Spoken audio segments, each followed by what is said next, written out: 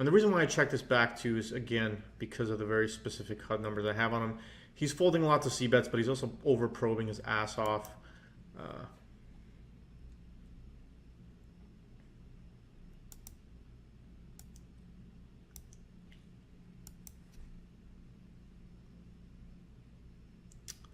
Interesting. Very interesting.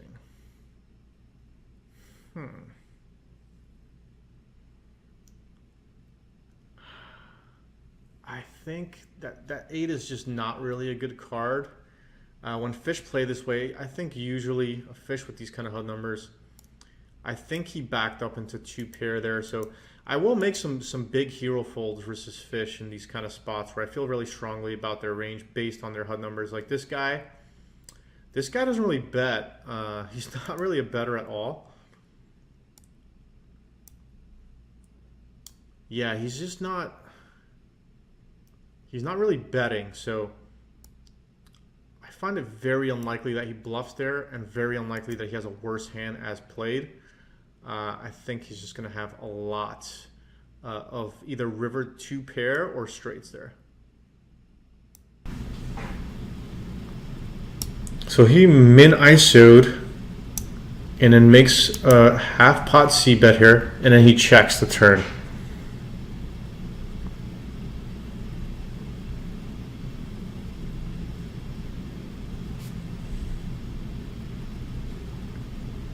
This is a close spot here, whether to bet or check. I like betting like 40 here versus a fish, and the reason is I think I'll get some thin value.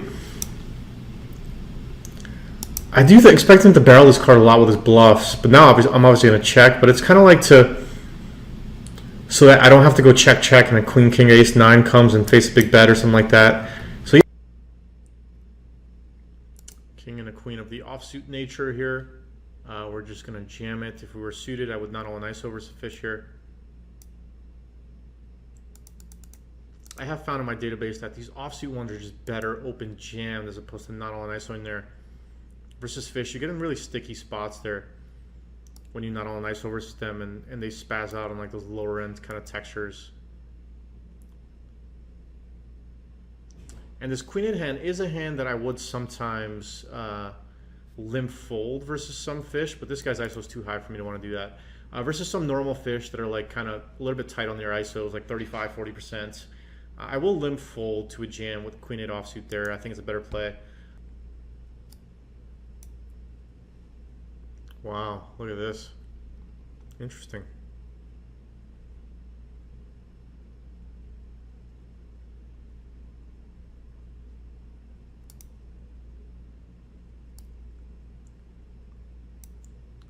I'm definitely calling.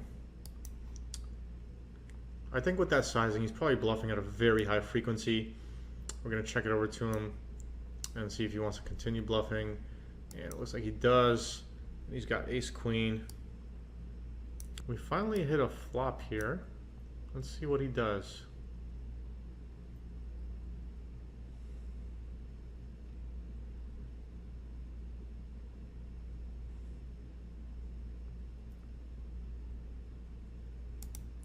And I'm gonna jam here, just because he doesn't barrel enough, and he's got a better hand here. This guy's running us over pretty hard. I think he's 5 for 5 now. Let's see if he continues. So yeah, I like jamming there just because on that kind of texture, I don't see fish barrel bluffing enough there. So I think it's better to jam, and a player like him, like he could just be c-betting like a second pair or third pair hand, and I'm just going to call it off to the jam in that spot. So I do think jam is going to be the best option there.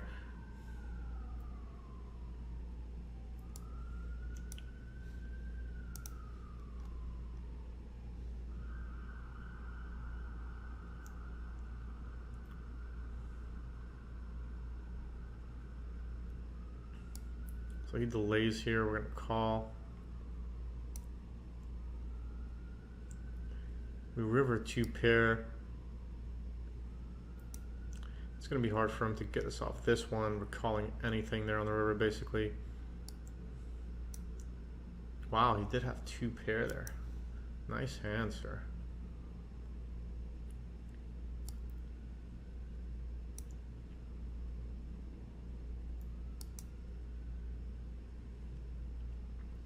I'm definitely going to barrel this spot versus him.